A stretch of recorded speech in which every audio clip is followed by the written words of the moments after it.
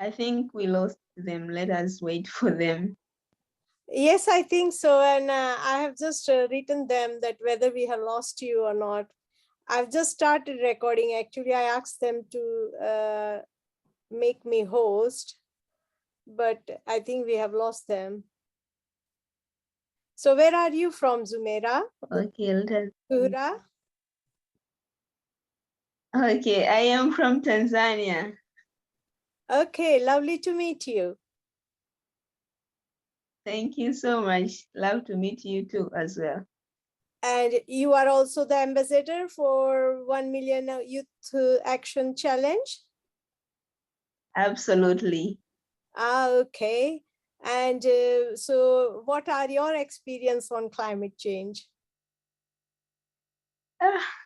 In Tanzania, we experience a lot of challenges because we are the one who experience the effect of climate change rather than bringing all cause about climate change. Yeah, so for example, taking for the agriculture activities that are the backbone of our economy, and due to prolonged drought in Tanzania, most of the farmers lost their food crops, and sometimes they may find low food crops. But also when it comes to flood, the flood wash away the food crops.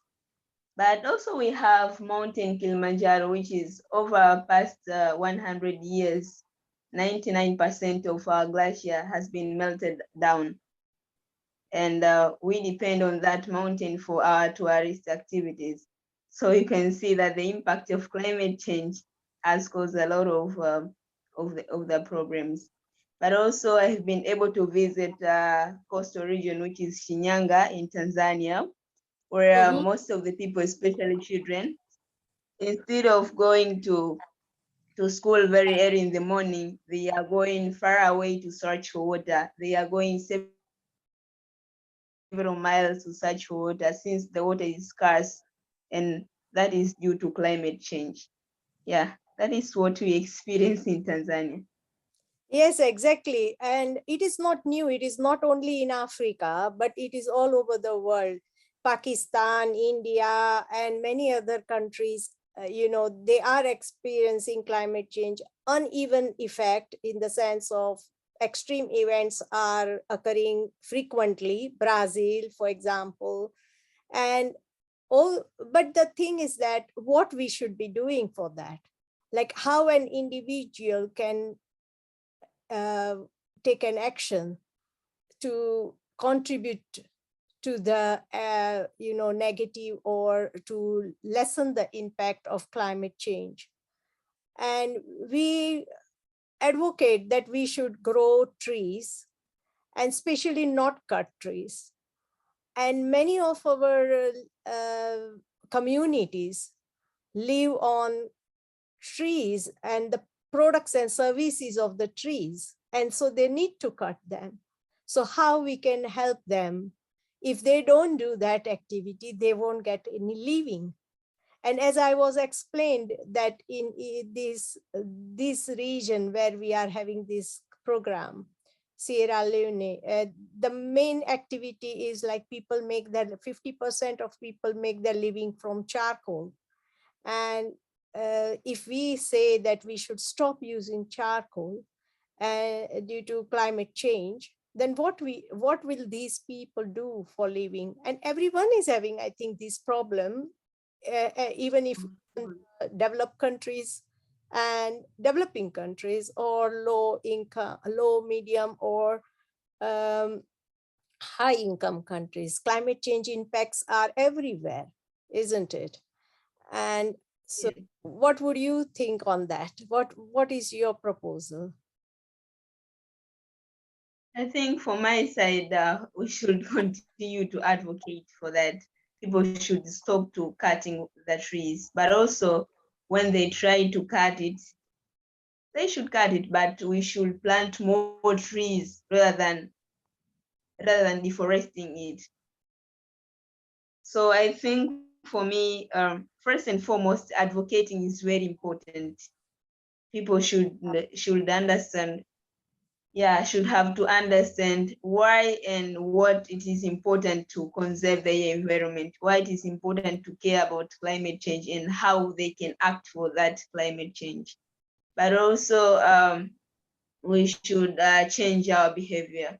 I know it is possible to change our behavior into the way that we can live in a way which is environmental friendly. Yeah, but also the last and the most important thing, we should add environmental education or climate literacy in our curriculum, and it should be mandatory for elementary levels to high levels, so that to create a citizen which will be able to know how and what and why to take care for the environment. Yeah, because we are going to create our future leaders, our future politics, and so many peoples, which is will be the high level in the high levels. So I think to make this climate literacy mandatory, it will be very, very important. Yeah. Yeah, thank you. Thank you. I think the same problem is with, Brazil, Amazon forest. They make living from Amazon forest, and they keep cutting the trees there. But actually, they'll make the living there. So what are the alternatives? Like, we have to offer them in a way that, first of all, definitely, if they are cutting one tree, they should plant other 4 trees to make a compensation. But the trees grow are like, it takes a time to grow, and therefore there is a gap between what we can be growing and what we are using. And so we have to think about alternate energy sources as well, so that we can maintain our sustainable forests. Afforestation is a way forward to, because they are big carbon sequestrants technology, like they can capture carbon. But then what are the other alternative sources we can offer? So there are, and I have seen that mostly these countries have good solar energy can be used. They can use solar energy because of the hot weather there for most part of the year. And also they can use some of the wind energy if that is possible. So do you have any experience in solar energy at all? Have you seen examples that you could share?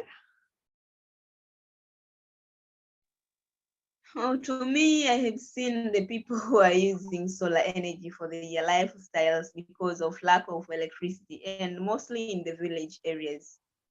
Yeah, but also I have seen the people who are using alternative source of energy in cooking activities. Yeah, and they have been offered by some of organization. Yeah, and I think this is very possible for them to use an alternative energy. And if we demand for the climate finance, I know if it has been unlocked, so we need to, it has been locked, we need to unlock it so that for the future, for our better future. Yeah. Yeah, I came across one study that again, because if we are using this charcoal and the energy sources which emit carbon emissions, then that is not healthy for the woman as well when they are cooking. It is not healthy for the young children, and therefore they should not be used. They must be less and less in use. And the alternate sources like biomass also is one another energy source where they can use, and the solar. And so clean energy, if they are using, then they can, it will not only impact them economically, and environmentally, but also socially, like it will impact on their health. So I think, and they will get clean air. So people should start investing in this solar energy. Now, each and every individual can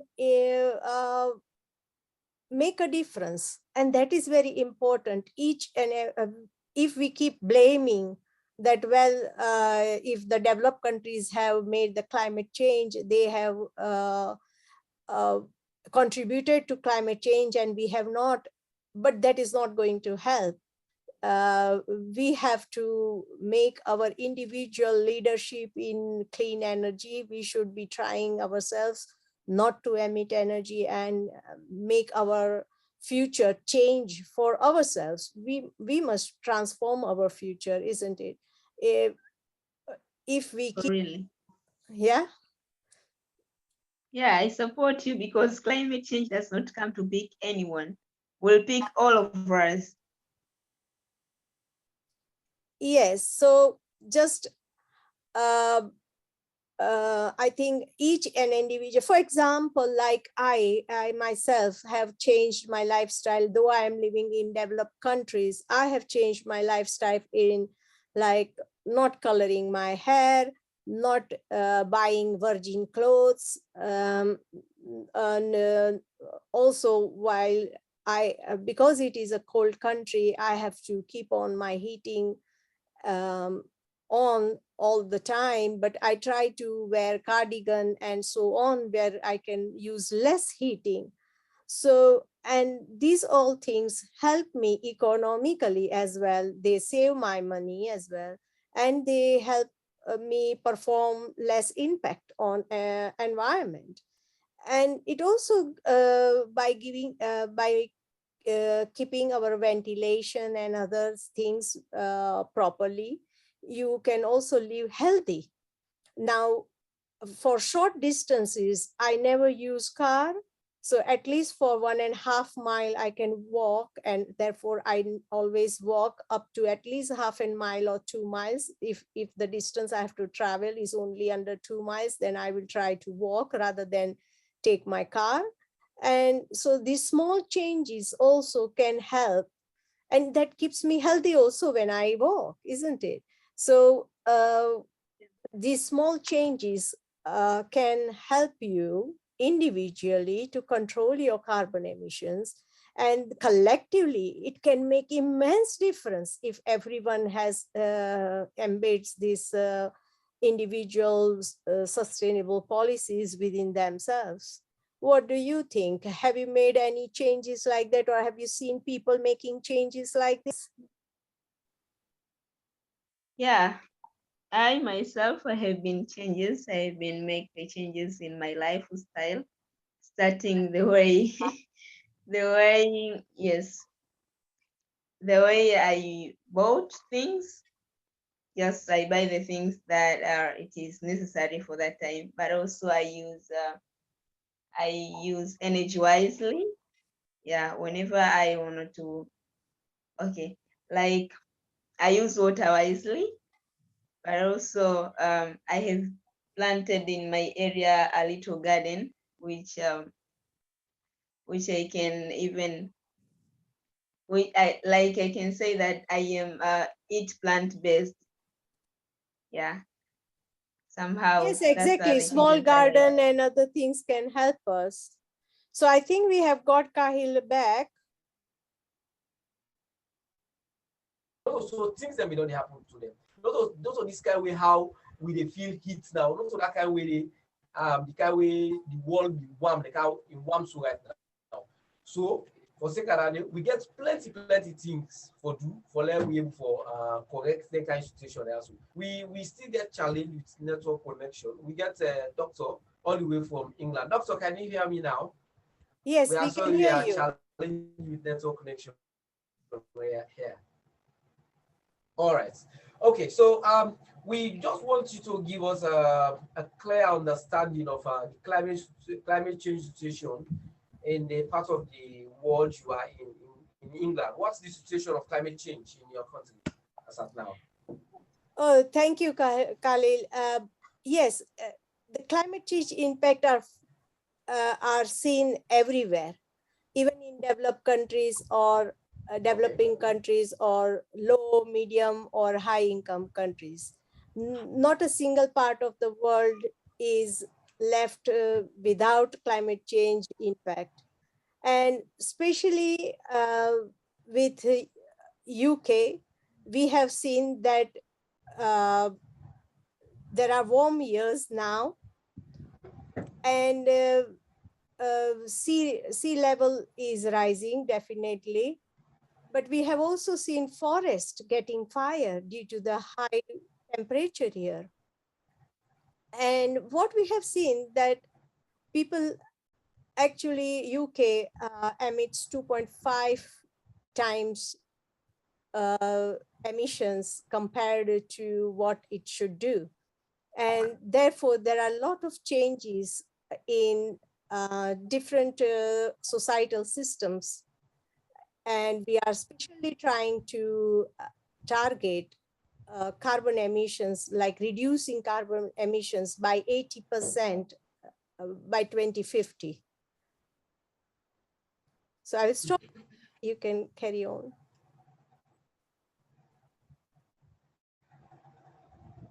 Yes, yes, I can hear you. Go ahead.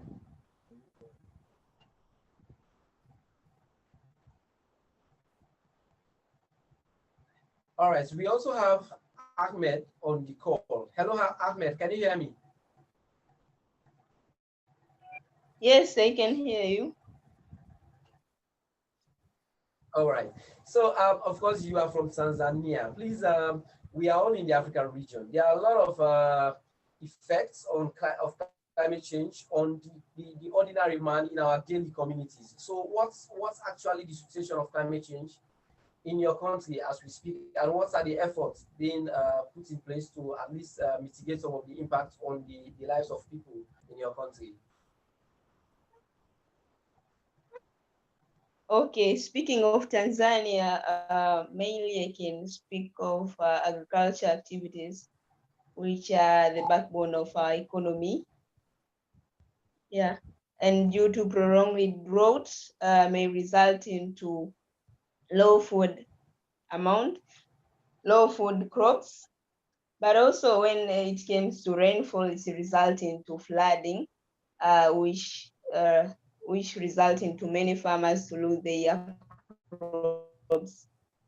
But also we have Mountain Kilimanjaro, which is over past 100 years, 99% of the glaciers have been melted out. And that is the point where we depend on tourist activities. So you may see that it may hinder tourist attraction due to that condition.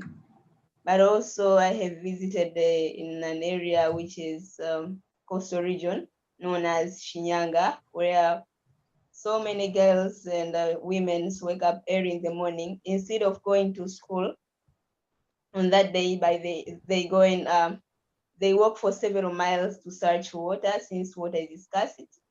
And this is due to climate change. So what we are trying to do so that to fight for this climate change, yeah, we actually doing reforestation in some areas which experience drought. And also we are trying to advocate for climate change and how and what people can take action for that climate change. But also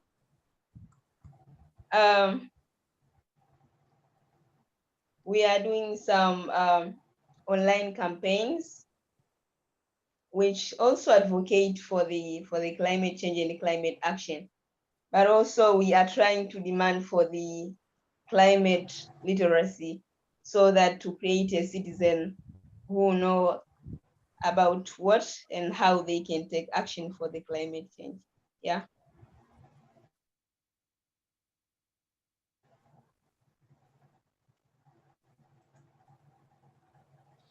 All right. So, Doctor, you are part of the 1 million Youth Global Action, 1 million Youth Action Challenge campaign, um, a campaign courtesy of the Swiss Department for International Development.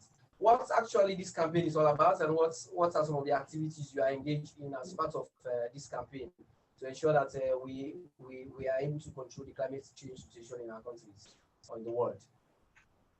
Thank you, Khalil, for this question. Yeah, this 1 million Youth Action Challenge challenges youth to join this challenge. And in 1 year, the target is to reach 1 million youth actions. Now, each youth, anyone who is young, between 18 and 30, can join this challenge. And each an individual can do a small thing towards this challenge.